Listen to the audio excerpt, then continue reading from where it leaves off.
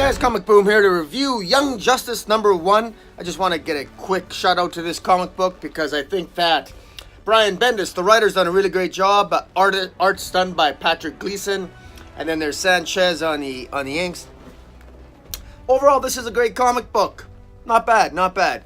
The title of this comic is interesting because the title of this comic is what's got a lot of controversy. It's got a lot of people talking on Twitter. It's caused me to speculate over what the 7 crises are. Because the title is Young Justice in 7 Crises. Now, apparently, there are 7 crises that have caused a lot of destruction and, well, it caused a lot of destruction on Gemworld. Now, Gemworld is where Amethyst lived. Amethyst, Princess of Gemworld. That's a character that originated way back in the 80s. Well, Amethyst and all the 12 realms of 10 or 12 realms of Gemworld, I can't remember what it is. It's been a long time since I read anything Amethyst related.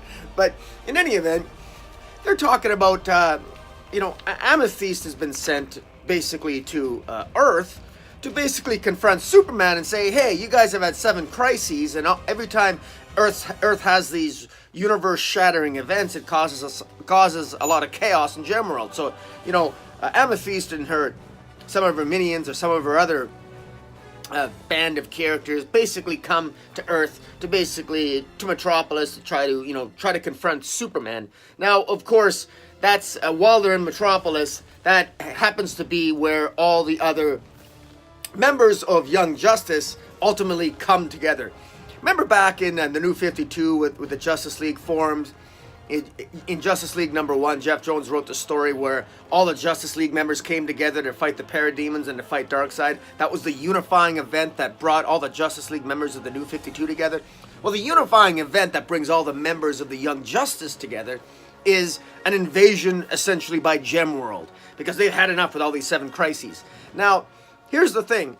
Now, for those of us who know a lot about DC history, or even those of us who don't, even if you're on DC, if you've been collecting DC comics for only a year or two, I'm sure you've heard through the grapevine or you've come across all kinds of stories about a crisis. Most people know about the original Crisis and Infinite Crisis and Final Crisis. And one thing that DC has sort of multiple continuities that have come into play at different points in time. And it's one of the criticisms of the DC Universe. Now, the Marvel Universe also comes under criticism. But one of the, arguably one of the strengths of the Marvel Universe, by some people, I still think it's a mess.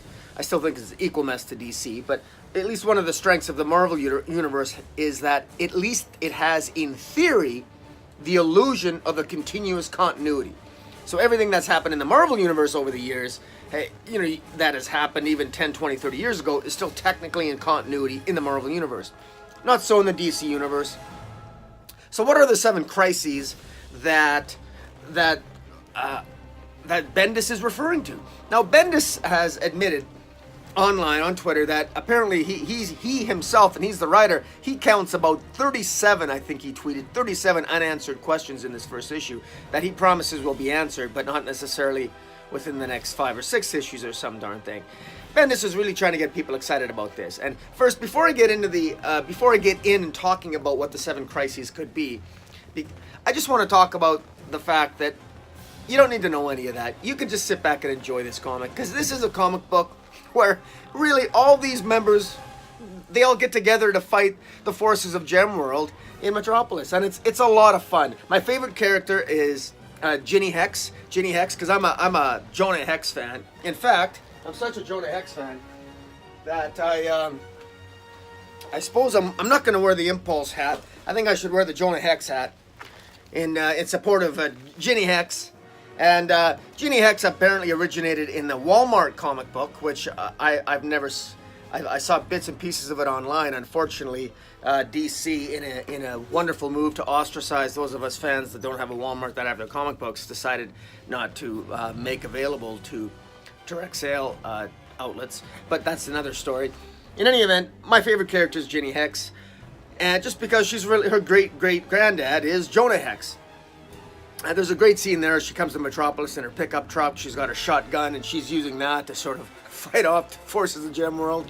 Meanwhile, of course, Impulse comes into play, and he's mentioning Young Justice. There's even a reference in here about a potential reference even to Alpha Flight, which Bendis threw in, which is probably he's maybe making a little bit of a reference to a Marvel property up in Canada.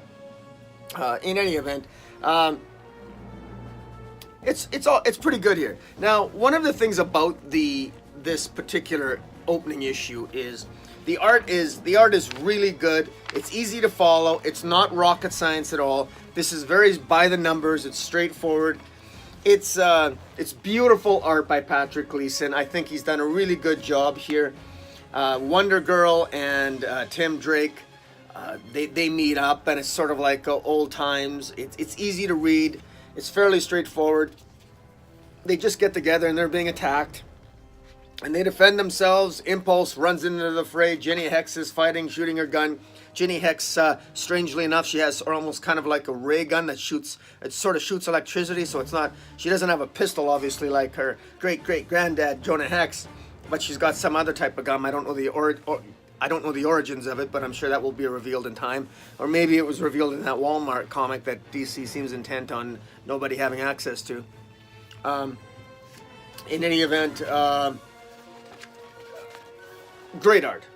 I can't complain. This is really well done, and the story is it's relatively by the numbers. It's not rocket science. It's just basically an attack in the city, and then they all get together to ward off the forces of Gemworld. And it ends interestingly enough. Where a number of them, Impulse included, Impulse and Robin, or I guess Tim Drake, who used to be Red Robin, not Robin, but in any event. Tim Drake is pulled into another dimension, I believe in Gemworld, where he confronts Amethyst, and then Impulse ends up somewhere in a different realm where he meets up with the old Connor Kent. Now, what's interesting about here is that from a continuity perspective, these are incarnations of these characters that don't really exist in the Rebirth universe, or at least they shouldn't, or the fact that they do seems very inconsistent. Impulse shouldn't really be here. Jenny Hex is completely new. This new Teen Lantern, I have no idea who she is. Is she an actual Green Lantern? She calls herself Teen Lantern, so maybe she is. This Amethyst seems to be not the Amethyst we're familiar with. Connor Kent shouldn't really exist. We already have a Jonathan Kent. Now we have this Connor Kent, but that seems to be a Connor Kent almost from the pre-Flashpoint Connor Kent, it looks like. So that's certainly not the one that was from Infinite Crisis. So I don't know what's going on. This Wonder Girl, I'm not really sure if she's... I don't know how they can all exist in the same continuity. That's apparently going to be explained by Bendis. Look, I could come up with all kinds of theories here, and maybe some of them do, maybe some of them don't. It kind of gives me a headache.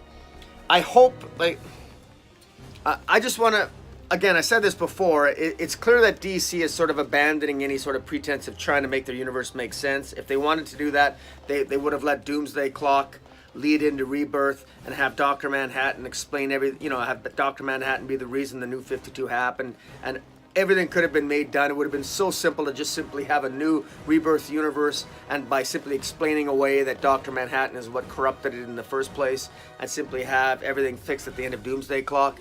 But Doomsday Clock, as much as I love this story, it's very much delayed, and that no longer seems to be the guiding force behind the DC universe, which is really unfortunate. But this is a lot of fun, and so while it's a continuity nightmare, and it's going to take a long time to tell its story because it's Bendis, I'm enjoying it. It's fun, and it is what it is. Not bad. Now, what do I think the 7 crises are? The 7 crises, I believe, are the original Crisis, 0 Hour Crisis in Time, Infinite Crisis, Final Crisis, Flashpoint, Multiversity, and the Rebirth/Metal Crisis.